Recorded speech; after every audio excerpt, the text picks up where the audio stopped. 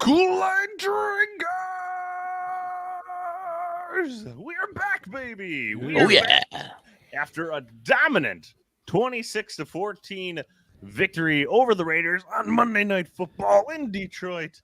The first one in 5 years, and a much different team than that team that took field that night 5 years ago. Boy, have times changed in Detroit as the Lions take a 26-14 victory over the Raiders. I'm Big Z. Let's get to the other Blue Kool-Aid crew before we get diving into this game. We got UJ. Hey, Kool-Aid drinkers. And Red Dog. Yo! And I think I forgot to mention I'm Big Z. But yeah, just a big victory for the Lions, and I just want to dive right into it. It was the coming out party nationally too for Jahmyr Gibbs. Yes, sir. Gibbs. Yes, sir. 26 carries, 152 yards, 5.8 average. It felt higher. Right. One touchdown, that beautiful touchdown run, and also 5 catches for 37 yards. So 31 touches in total. For Jahmyr Gibbs tonight, just beautiful, all over the field. Did he pay for that front row seat? That's what I want to know. Yeah, man, I've seen someone go into the crowd. He actually was in there, like that girl, like kind of yanked him up there. Yeah, her husband had that. She was look strong. on her face. Hey, what are you doing? But, and this was behind an offensive line that had none of our 3 starters in the interior. The 2 guards and the center all out, our starting guards. So just a great job by the backups coming in and playing our ass off for this team in tough circumstances. No, the Raiders defense is horrible, but I mean, they still got a job. It's still an NFL defense. Nonetheless. But man, I mean, I think the thing I like about Gibbs is that like he's starting to get that, like he's starting to just understand like how to read a hole better in the NFL and his patience and just the vision. That's the word I was looking for. The vision. His vision has definitely gotten better. Now it helped like he wasn't being hit in the backfield right away or anything like that. The line got a great push to allow him that opportunity. But still, well, I got a slight theory on that, Z. Yeah, they've been using him sparingly since they got him since the beginning of the year. But last week they had to lean on him. Yeah, it was a crushing defeat, but they leaned on him pretty heavily, and he actually had a good game. And I think he finally realized that he can play in this league. I think just keep feeding him the ball, get hit a few times, and all of a sudden, whatever butterflies he had in his stomach or whatever, they're gone. And then he came into this game just like full of confidence. Like you can see the way he's running now. He's just so confident. And I think he finally, it might have taken 6 games, whatever, 7 games to achieve that, but I think he's got it now, and he's going to be a dangerous, dangerous runner from here on out. I'm telling you. Mm-hmm. And that touchdown run just was like that showed you everything you wanted to see out of him. The cut, the vision, and then just the absolute burning speed to the outside. Like there's a lot of running backs in this league. They're not going to be able to turn that into a touchdown. He's one of the rare ones with that speed on the outside. Just a lot of fun. Even that one pass, he caught it on the left side. Then he cut it over the middle, even past his blockers. But he's so fast. He outran all the defenders. A 12-yard catch for a first down. So yeah, I mean, this is just awesome. But I mean, Red Dog, who do you want to point out? Do you have anything else on Gibbs? I mean, it was everything we've been waiting to see. I told UJ in the first half, you watch that they keep feeding him. He's going to break out for some, and he really did. It's just so exciting to see. Like I think you guys all nailed most of it, but it's just comfortability. Like just getting used to the speed, to the nature of the gaps and what things are. And like you guys all said, but yeah, he just looked comfortable. And his confidence really just bubbled out in that as the game wore on, and so freaking awesome.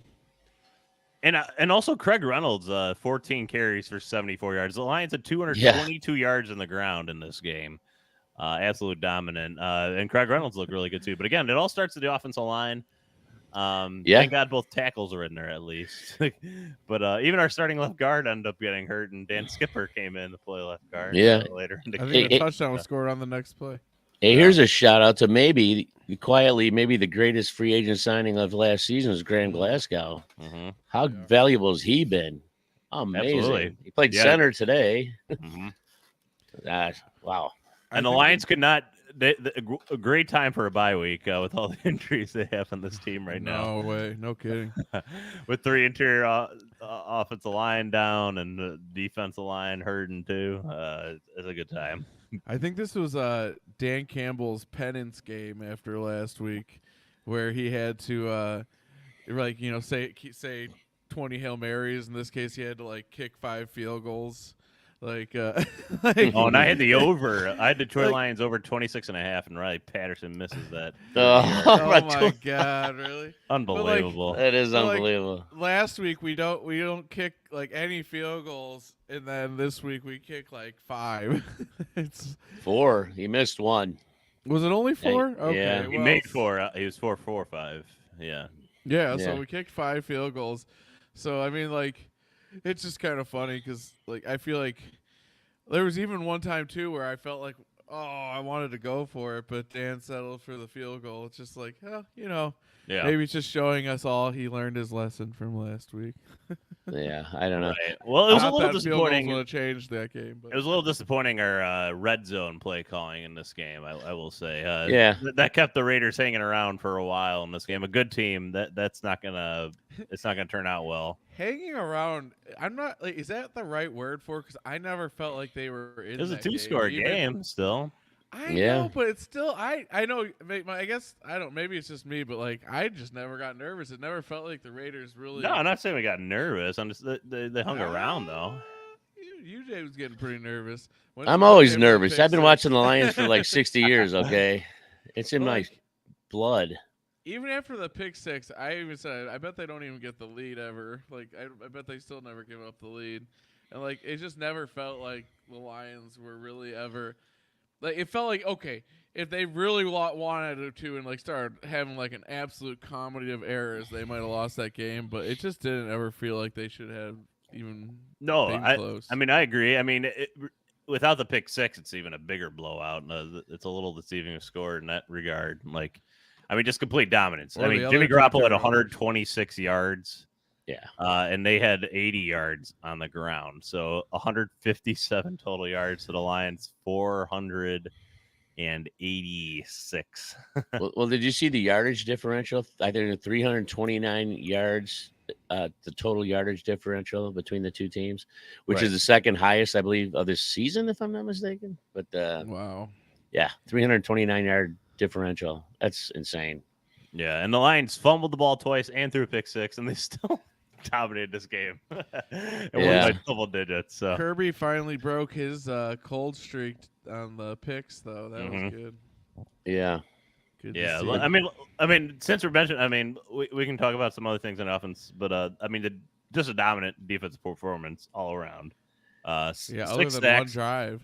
Yeah, and none of them by Hutch, unfortunately. None by Hutch. No, he looked frustrated. He had to be frustrated. Double teamed constantly. Oh man! Oh my God! He got pancaked a couple times. Did you see the one? It was we're where he got myrtleized, where he was teed up on the outside, and someone came out and just cleaned him up. Yeah, he tried a big upfield rush, then tried to spin back in. Yeah, these offensive linemen. I mean, Hutch. He used that spin constantly, probably a little too much at times. Yeah, I think so. But he got blasted for it in this regard. He got blasted. The guard was just full steam ahead and saw it coming a mile away. He ran from a long way into that. That was a lot of momentum. I was like, is he alive? Yeah, still 2 quarterback hits for Hutch, though. But Lee McNeil looked beastly. Oh, my gosh, he looked in good. the middle in this game. What a game he had. A couple sacks from him. 2 sacks from Manzalone. 1 from Walker. A lot. And 1 from Julian Okwara. Julian, baby. That was a big one by Julian at the time. It came at a really good time. Yeah. It was. And, and the Lions blitzed a ton tonight. They blitzed a ton. Probably because they had a quarterback in the backfield for the Raiders that can't move more than a yard to his right or left. He's Yeah. extremely stationary. It is not the type of quarterback that's killed the Lions. That's for sure. And our No. strategy tends to seem to be, let's see if you can beat us with your arm. And man, he could not. Yeah. No, he cannot. I mean, even at the end there, they could have got it down to one score if he hits Devontae Adams, because I mean he couldn't be any more open, which confused me. What kind of defense are they in when they just need to like not allow them to get a big play? Right. Right. Um, You know, Anyway. did anyone else see Devontae Adams getting angry on the sideline and think like, you know, if the Lions were just to be like, hey, you don't even have to leave today. Like here's a couple draft picks to the Raiders, and now you're on our team. Like, well, they'd have to pay him. That's probably the bigger issue there. I mean, okay. Like, I'm just saying, you can, you know, maybe do some cat magic, whatever. But if you add Devontae Adams to our offense, like, that might just be the capstone that makes this thing just truly lethal. Like, and I don't see us having any problem scoring in the red zone at their at. Like, him across from like Reynolds on the outside with JMO. Oh my God, there's too many possibilities, and that would be ridiculous. It would take us to another level. Goff would be able much better connection with him than those guys. Yeah. Speaking of JMO, there was a JMO sighting today. There was a sighting. He made a Yeah. catch. He had 2 catches technically. The other one he got blasted on by Max Crosby. But Oh, yeah, right. No, that wasn't. And he had one he technically a should have catch. caught probably. That was not the easiest catch, but he probably should have had it. yeah, it's technically a catch on the jet sweeps when they pitch it forward. It's technically a Yeah, throw and a shovel catch. pass. Yeah, you read that one, but the other one was really nice. I was waiting for the big bomb as part of like the Monday night coming out party, but it was Yeah. good. It was a game in that regard. The one he caught, and he was like, if he kept his balance, that was a touchdown. Yeah, that was a close one. It was a But close at one. least it was a first down. It was a good play. Yeah, it's got a little shout out here though. In the early in the game when it was a struggle, when the both teams were still fresh legs and Oakland was playing as hard, Oakland, Vegas, Raiders. What did we do to get ourselves going? Who did we go to? Amon-Ra St. Brown, baby. I mean, he's just like, just go to him. Stud. Just go to him. And he Yep. was a stud in that first half, man. Oh my God, was he good? Playing sick, sore throat, probably chewing Tums while he's, or Halls or something while he's running down the field. Yeah. That one play where he caught it was like a crossing route or whatever, and he managed to cross the cornerback's face to the sideline and turn it up for like an extra 15 yards. Was so ridiculous. He put on the absolute Jets around with all his speed. And you could see like every bit of body control to turn that up the sidelines instead of like careening into the bench, and like just excellent, just display of athletic ability. Well, absolute stud. Yeah, I mean, he's just constantly extremely fun to watch. And again, it starts with a clean pocket. So the Lions did just enough there at times to allow Goff to help get those plays to develop. Hey, let me ask you a question on this. On that interception pick six, I was theorizing that it looked like that was just a miscommunication because Amon-Ra cut up field and Goff threw it outside. I think he might have been thinking St. Brown was going to stay to the sideline there and said he turned up. That's what I was saying, but some people think he was just trying to throw it away and didn't do a good job of it. And it kind of looked like that. I don't know. What do you guys think? I didn't think he was trying to throw it away. If he was, then that was one of the worst throwaways of all time. I don't think he's trying to throw it away. I would agree with you, Jay. There's some sort of miscommunication, or he just made the wrong read. But it did not look like he was trying to throw it away. Yeah. Well, either way, horrible pass. I don't think he was trying to throw it away either, because that would have been, like you say, that would be stupid. I think he just threw it, made a bad read or something. But, man, it was a bad read. Yeah. Yeah, I mean, Lions had all the momentum in the world that killed. I mean, they responded, which is good. But this game, though, it's just like, I still just feel so weird how, like, can you imagine being that team? Like, watching them, their impotent rage as we like were that team I know. too long Yeah, I ago. guess you can't Many, imagine yeah, it. for But, like, many years. their impotent rage as like we just give up 3 turnovers and they can't do shit about it. Like we just it never felt like they had a chance to win that game, even when they were only down 2 points. At halftime, at halftime, Jimmy G had 3 completions for 17 yards, none to a wide receiver. That was probably the peak of their did they have a chance when they finished that drive just running down our throats. Like it did Right. feel a little bit like, okay, wow, but like you just knew our defense wasn't going to just keep letting that happen. No. And man, it was just kind of nice to see a dominant yet super sloppy performance. It was a sloppy game despite the dominance. I would definitely agree with that. I mean, the turnovers are just killer. 2 fumbles. Although the Craig Reynolds one, I didn't love the call because it looked like, I mean, he's in a pile of bodies and the ball just pops out at the end. Yeah. Did you see the front bad part? call. The front one where you could see under the pile, like clearly by the time the ball's coming out, his legs are pinned to the Don't they ground sink behind him. these things? Like his legs are clearly on the ground first before any of the rest of his body. That's sure what it That's looked I'm like. saying. But yeah, very, very. I just don't know how they rule that a fumble on the field. That's the thing. Like, if you rule it on the field, that's the only way I could see that turning into a fumble. But like, well, I think these referees now they're more prone to just call it whatever it is on the field when they see the fumble, just call it a fumble, knowing that they're going to do the replay and they'll just correct it if it's wrong. So you know what I'm saying? They'll just make the call that they see, and I think they're prone to do that, even like a touchdown or whatever. They'll just call it, knowing that they're going to get corrected if it's wrong or anyway. So yeah. But in this case, they didn't. And the nature of a fumble like that, where the ball's just out, like, and the whistle hasn't blown yet and stuff, like what are you gonna? If you don't call it a fumble, then it's not a turnover, not a review. Like, I think you gotta like just what does it seem like, right? Like, it happened early enough in the play where he might have still been not down. So I don't know. I honestly, again, like I was unperturbed by all of this. It was nice. Like I just felt like this like I just don't see the Lions losing this team. They were not. We were too much better than them. It's kind of amazing that the Raiders have 3 victories. It's kind of astounding. It is. I mean, they beat the Packers. Win with their quarterback in those games. Were they Jimmy G? Because he looked terrible. Yeah, he was. Yeah. All their wins Yeah. were Jimmy G. Patriots, Packers, and the Broncos are the 3 teams they beat this year. To be fair, like it did just feel like tonight was our night because they couldn't hit at all. Like he missed. Oh yeah, and Ford Field was absolutely electric. Like we all knew it would be. It was. I want to be there so badly. so- Connor was there tonight. You could hear so clearly through like the TV speakers. Can you imagine a home playoff game in Oh Ford my Field? gosh. Oh man. Oh my gosh!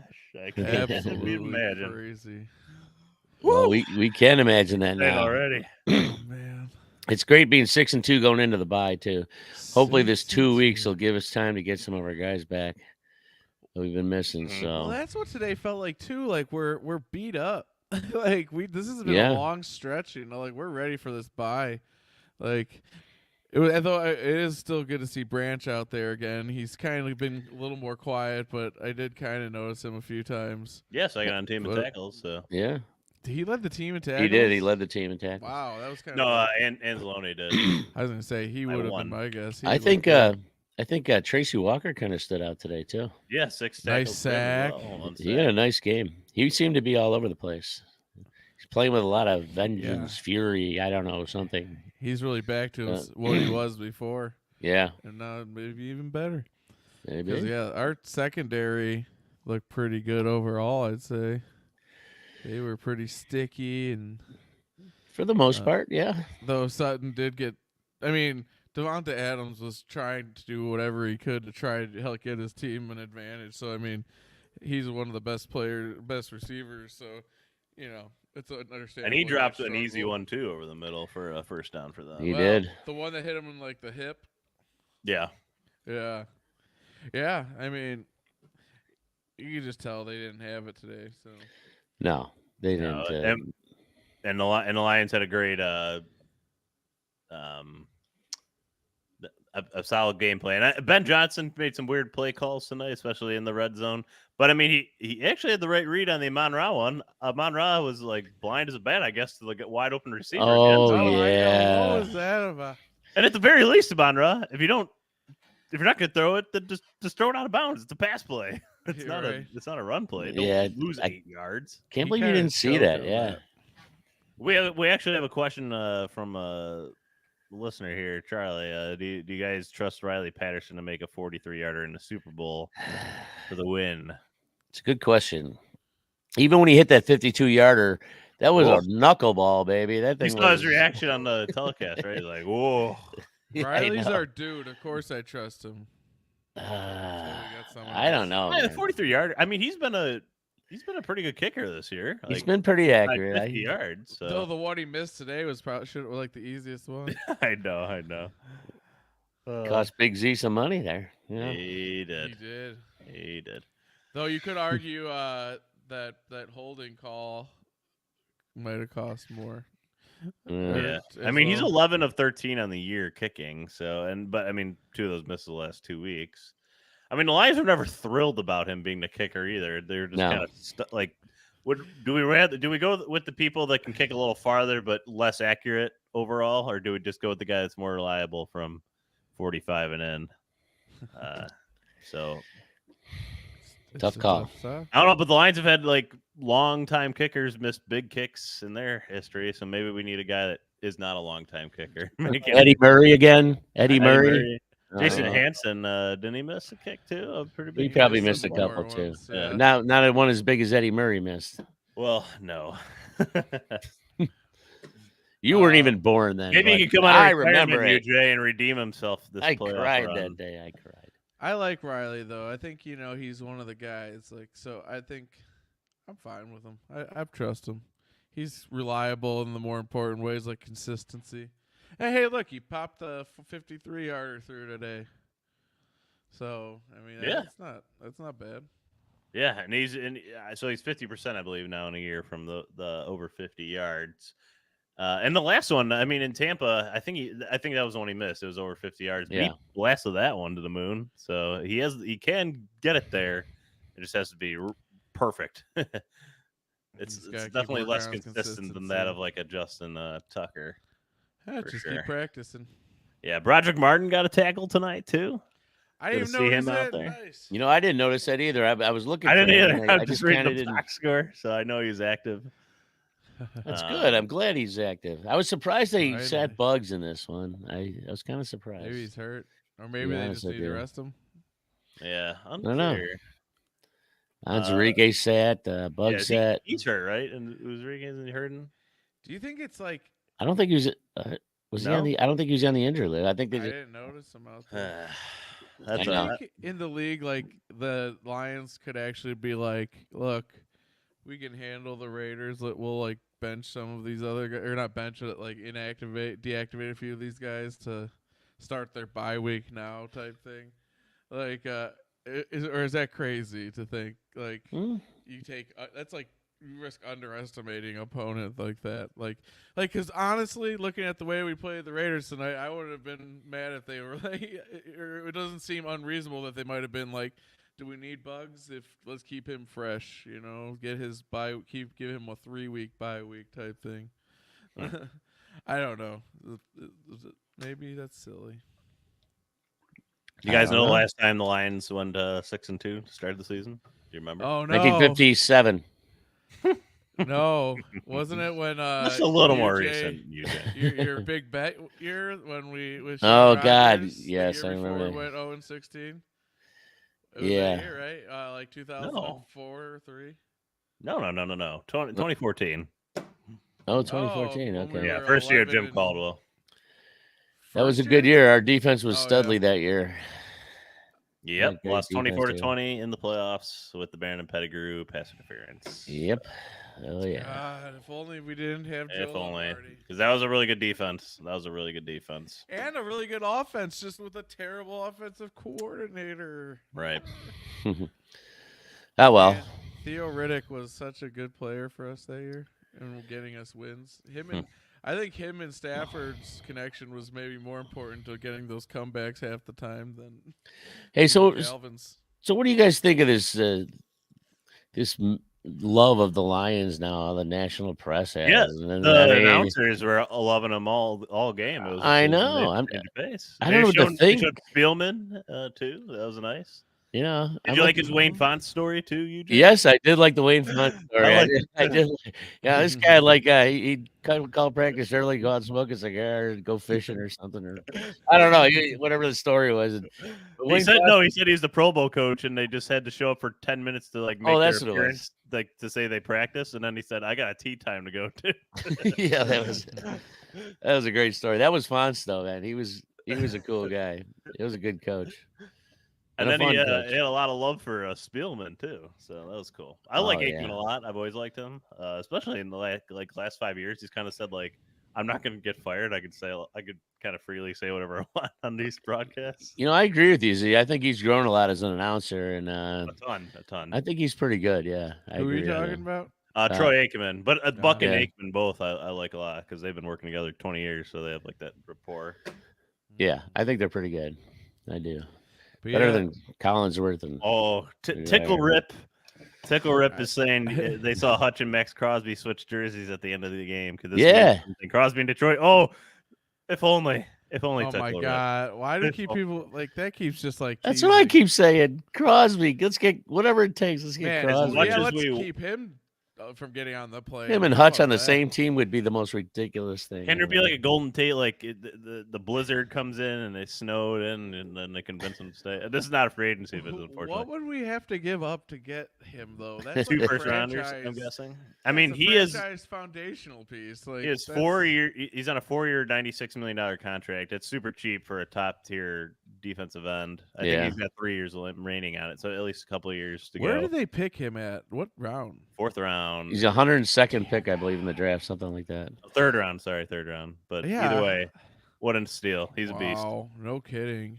Yeah. See his tattoo on his back? They showed a picture of it, but that tattoo is incredible. His entire back is a tattoo. What do you have? Michael Jordan, Kobe Bryant, Muhammad Ali. His daughter on it. Yeah. Hopefully, he doesn't have another kid. That would be an interesting a look with Hutch and him on either side. They're both monsters, but you'd have the cornbread white Hutch and then the all tatted up Crosby. That would be an interesting yin and yang there. But Crosby would be a total culture fit here too. Holy shit, though! Oh the my guy's God. He's a really good guy. It's a total fantasy, though. It's like I hate know. When we start getting into it because it's not gonna happen. Well, what's wrong with having a little fantasy once in a while, right? God. Come on. Yeah, but I think Devontae's a more reasonable fantasy, but even that's probably still a stretch. But I just think we gotta do something. I feel like they're not gonna go wide receiver. I don't think they need to. I don't think so either. Chase Young and Montez Sweat are fetching, or they're seeking second rounders. A second rounder, I would consider a second rounder for one of those guys. Rental. It's tough. For what? It's tough. I mean, it's a rental. I don't see the Lions going more than a third. In my opinion. They both rentals? Just what I'm guessing how Brad Holmes operates. I don't see them giving it more than a third for anybody on the market. Unless it's a guy with multiple years of control, like maybe a Patrick Surtain. If they said, you're first for Surtain, sure. But, I mean, it's not going to happen. He's fetching, multiple first. Those foundational guys are going to fetch massive. Well, especially if they have multiple years on their contract. Yeah. So. Because, exactly. Because you got to think these teams that are selling these guys are selling them because they need resources to build their team, their whole team. So they're going to want a lot for these guys who are that good. I said give him a first rounder this year and a third rounder next year. For who? Crosby. Oh, my God. I mean, they're not going to do it. That makes no sense from the Raiders' standpoint. No, they need him. He's foundational. He's literally the only guy that's playing defense for them. Think about it. We had to draft Hutch at 2 to get a guy like that. They got him in the 4th round. And for pretty cheap. Third round. But for 4 years, $96 million. Nick Bosa just signed a $200 million contract, and I would argue they're not that different in value. So, When did he get yeah, drafted? I mean, all right, let's just look this up right now. I'm fairly certain it's third round. No, not. I didn't mean third round. I meant year. 2019. Yeah. Oh, so he's a 20 few years, years 4 older years than ago. Hutch. Would you rather have had him or Hawkinson at 8?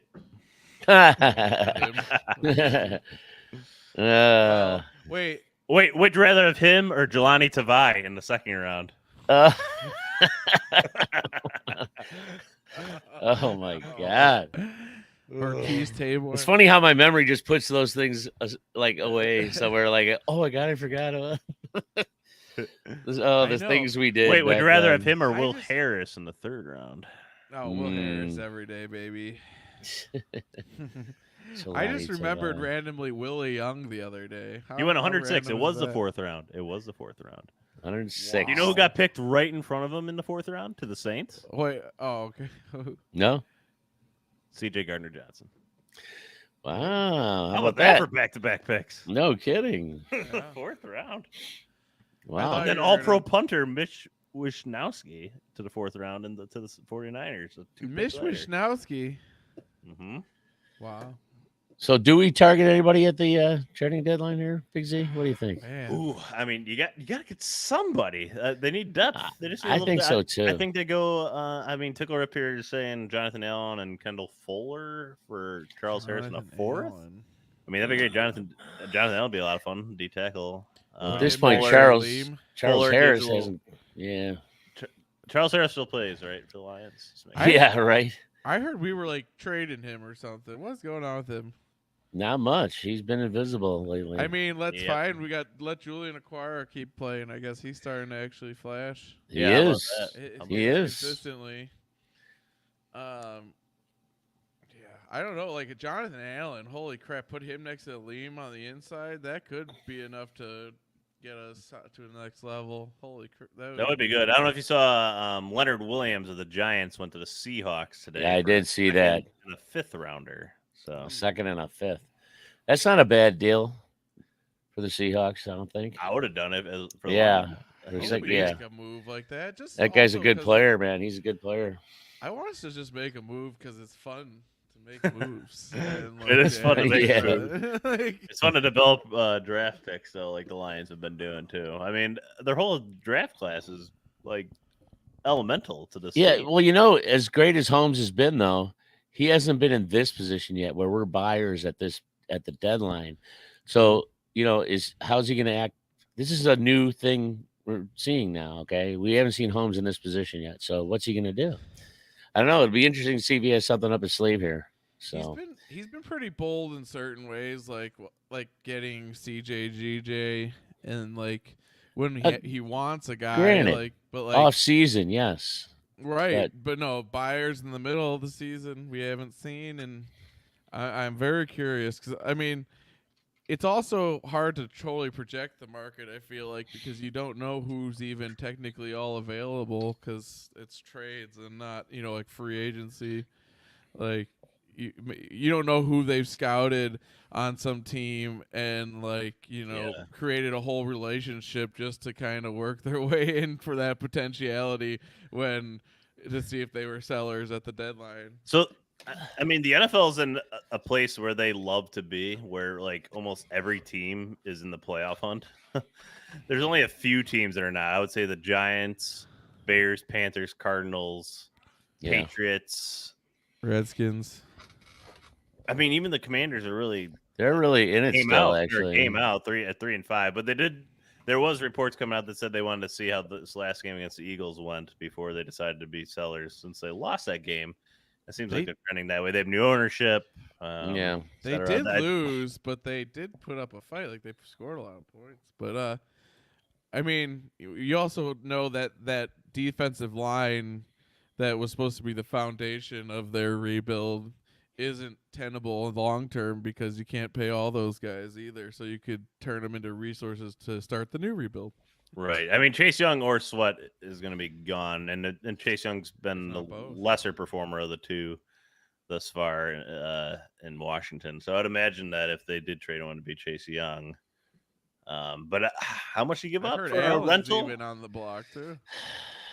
I Yeah, wouldn't. yeah. I'd give up maybe a third or fourth. I wouldn't give up a first or second. No way. I'd say fourth.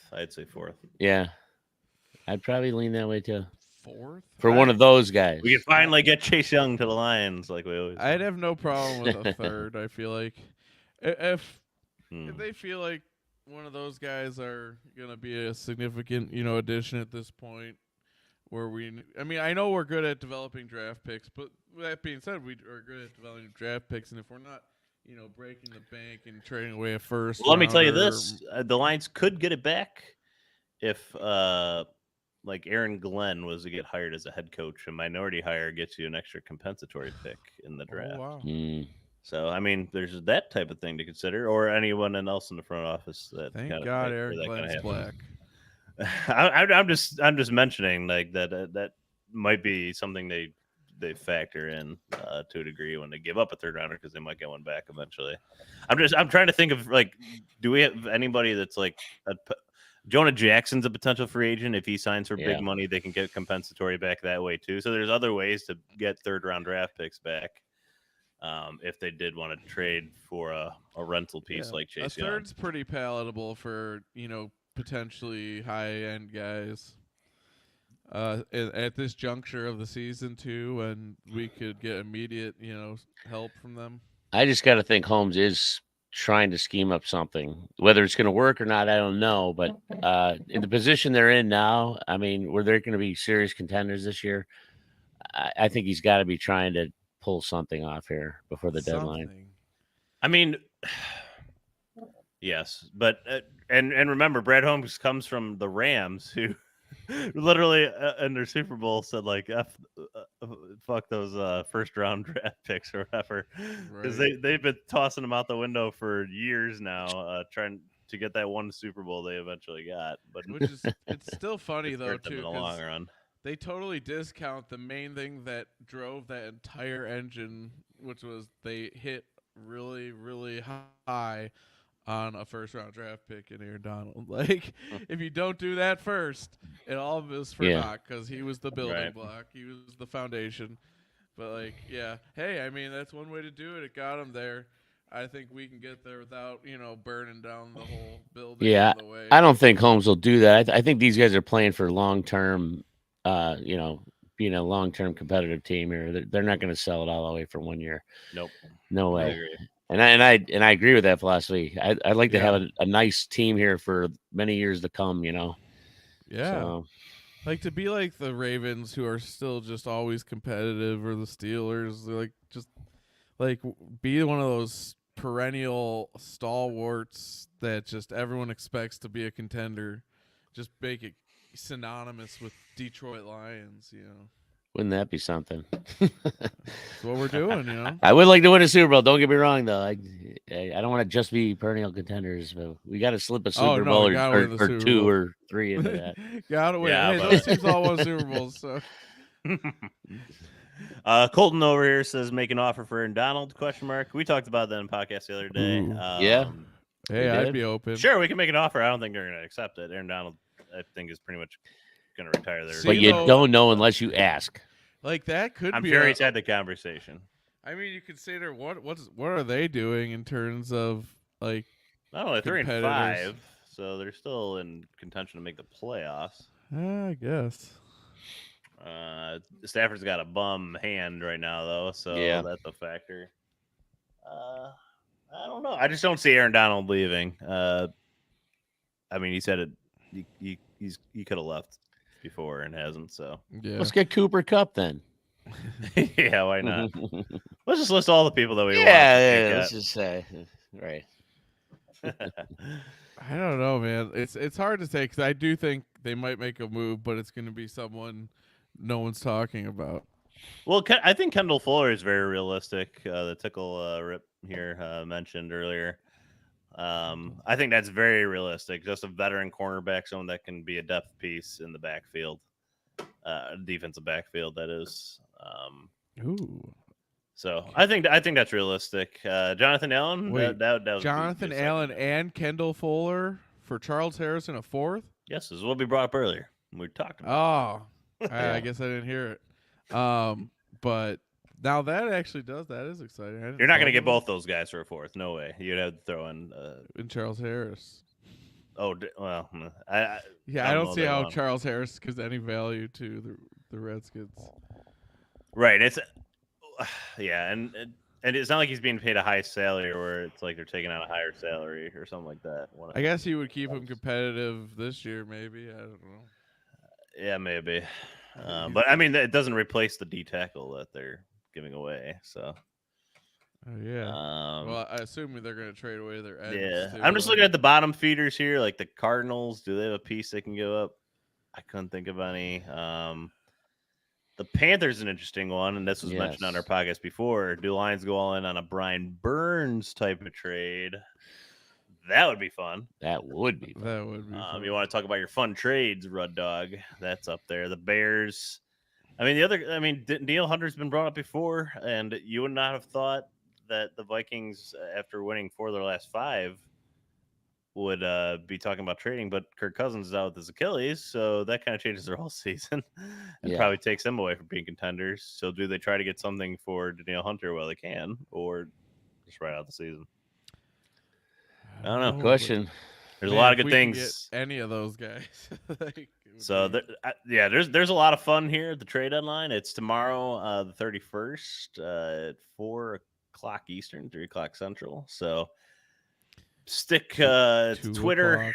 There'll be some moves. Derrick Henry, I think, is brought up before. It looks like he's staying put in Tennessee, which is kind of surprising to me. Saquon Barkley. He's not going anywhere. He's not good. Yeah, I don't even want him because Jahmyr Gibbs is better. I mean, my old Vikings buddy asked if Teddy Bridgewater is available for. I don't see the Lions trying to make their divisional opponent better by letting him go over there. We should trade for Justin Fields, and why let him play quarterback? Because what? Because he's an MVP. What are you talking about? Because I remember he was the MVP candidate from the beginning of the season. He would be an upgrade over Goff. Okay. What are you drinking over there? The good stuff. Anything else from this game? It was a good, solid game. Yeah, Laporta had he had a nice game, nice touch. Yeah, he had a good game. The touchdown to Laporta was a great throw from Goff. Oh, fantastic throw! That's an elite throw. Good timing, just out of the reach of the linebacker. And then he dropped another maybe touchdown. Yeah. It's funny. He'd have been tackled on that. Goff was 26 of 37, 272, and a touchdown. And it wasn't his best game. I'll say it was not his best game. I mean, he missed Raymond also on a big drag route over the middle. That was uncharacteristic on that miss there. It was. But I mean, even his not great game is still extremely solid. So exactly, and he did throw the ball away a lot when he got into trouble, and aside from that one boneheaded pick six, he had other chances where he could have done something stupid the old Jared Goff might have, and instead he just threw the ball away or lived to fight another down, and he's been much better at that, and a lot of credit to him for that too. He did. Absolutely. He was solid though overall. Very solid game. It was good to see Jerry Jacobs back too. Oh, yeah, definitely. He was an impact in this game. He's a really good number 2 cornerback. Here we go again. Yeah. Yeah. He certainly plays that role well for us because when he's not there, we struggled. Well, yes, that's true. That I would agree with that. I mean, I don't want to see Will Harris out there. No. I like Will Harris, which is why they need a depth piece at the quarterback in the trade deadline, even if it's like just It's got to be some sort of depth piece. Will Harris is a nice back end piece in the secondary, but if he's your main one of your starting cornerbacks that game, you're puckering up a little bit. Yeah. Definitely. Jack Campbell, I thought that was extremely dumb on the sack. You just can't go low in the NFL. Well, you know what though? He He tripped as he's going through there, and he caught someone's leg and was going down. It Did wasn't he? like I yeah, missed oh, that. absolutely. I mean, He was charging through there, and he caught the leg of one of the linemen or something. And he went down into. It wasn't like he did that on purpose. So. I don't know what caused him to trip, but you can clearly see the trajectory of him. He's like running forward, and then all of a sudden, his head's going like straight down, but it's like he's falling. He's not. Yeah. So like, I still think he might get a hefty fine for that, but like I don't know about that. it looks bad, but you can tell he's not trying to like dive into his leg. He just fell. No, But- it just an unfortunate thing. That's all. I'm just glad Garoppolo was okay because that looked like it could have been nasty. Yeah, Yeah, but yeah, he played a lot of snaps in this game. It looked like, and then you see him over Barnes. It seemed like a lot. I mean, Barnes did get in there. He seemed to be playing more in the second half. This is just my observation, but I don't know. It seemed like Campbell and Anzalone were the main two guys there today. wow. Anzalone's excellent. 71.4 possession pressure rate tonight by the Lions, according to Kid J. Most since 2018. Dang.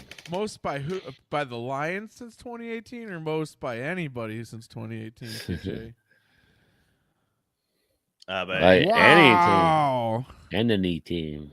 And any team. I mean, it Wow, makes yeah. sense. Jimmy G was under pressure. I mean, that's when you stand like a statue. Yeah, How many sacks yards did from we the end ball. up having? We Six. had We had six. 6. only 6? That seems low. 3 on 1 possession. So But how fast is Anzalone though? Wait. How about that one play where Garoppolo was running for the first down, and Anzalone flew all the way across the field and took him out a yard short from the first down, and a hard hit too, out of bounds. The craziest Yeah. part was how he literally flew. Like He did. He flew. like I don't Thor. think his feet touched the ground at all. yeah. I think I saw his hammer like out in front. Yeah. Mjolnir. No, I'm telling you, that guy has been impressive. Yes. Really has 2 been. sacks. Freaking. Yeah.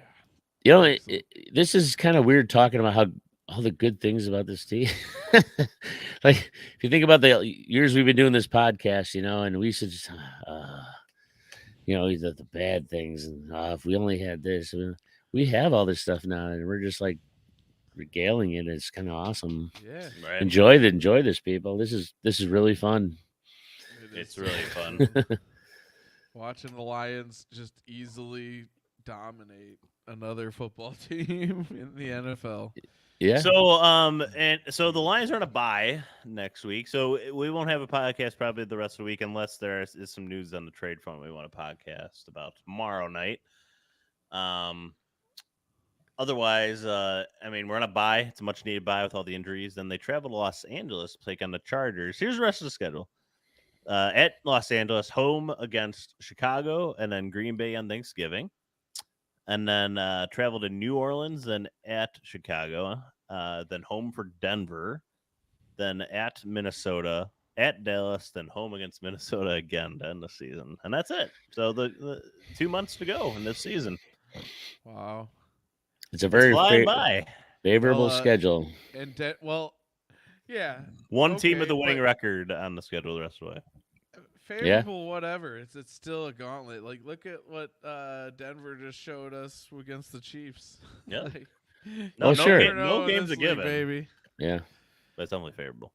No, we're gonna dominate. The Lions are gonna be favored in all those games except for one. The rest of the way, the Chargers one will be close. I doubt there's a line out for that one. They're too, gonna but- get 3 for being the home team. Well, the Lions, especially the way the Lions have traveled this year, the Lions and the Chargers, first of all, have the worst home field in all of football. And then second of all, the Lions have been traveling phenomenally well this year. So that'll be almost like a home game for the Lions, actually. Yeah. I got a question for you guys. Who are you most excited about or like hoping to get back after the bye week? You mean, From I guess Frank injuries. Ragnow. Ragnar for sure. do Monty, I you have would love to someone see in mind Monty for back. that? Monty, that's a good one. Oh yeah, Definitely need Monty back. Ragnar was hard. I didn't even think of Ragnar because I barely even noticed he was gone because this was the only game he was out, and we won. We just won. Jonah Jackson would be good to get back. What do you guys think of Sorsdahl tonight? What about, He did like, run game pretty good. CJ He did a GJ nice job. Well, CJ GJ is not going to be back till like middle of the postseason if he returns at all. Oh, right. I mean, he's probably out for the year.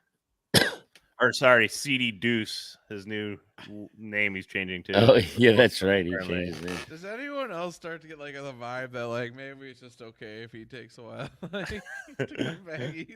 He must be really bored. He's changing his name I'm saying now. that dude's a little seedy, and I don't know. Well, it's supposed to be his alter ego, but if he becomes your name, then it's just your ego, right? Yeah. Right. All right. So, anyway, I think we're gonna wrap it up here. Well, I guess the last thing I want to mention: the Lions moved to 6-2. They're one game back of the Eagles for first place in the entire NFC. That, having said that, the Seahawks are right behind them at 5-2. Atlanta is 4-4. They're the 4 seed right now. Dallas is 5-2. That's because the Falcons are leading their terrible division. The Cowboys are the first wild card at 5-2. 49ers have dropped all the way to 6. And then you got the Vikings and Saints at 4-4 right behind. But yeah. Z, is there a chance James Houston will be back after the bye week? Probably not the bye week, like the Chargers game. It'll probably be a week or two after that, I would imagine, or later in the season. I mean, he broke his ankle. Him coming back would be one of my ones. Because I still think, even though everyone's so ready to give up on him, that like no one's ready to give up on excellent Red Dog re-addition at the end of the season. You only say that because we're willing to trade him for some awesome player from another team. Okay. Doesn't mean we're giving up on him. Et tu, Brute. That's what he would say if he saw you. I love it when you talk French. Yeah. All right. There you have it. On that note, let's wrap it up here. So the Lions win 26-14 over the Raiders on Monday Night Football. But we want to thank Sideline Report for supporting the podcast. We want to thank our producer, Kid J.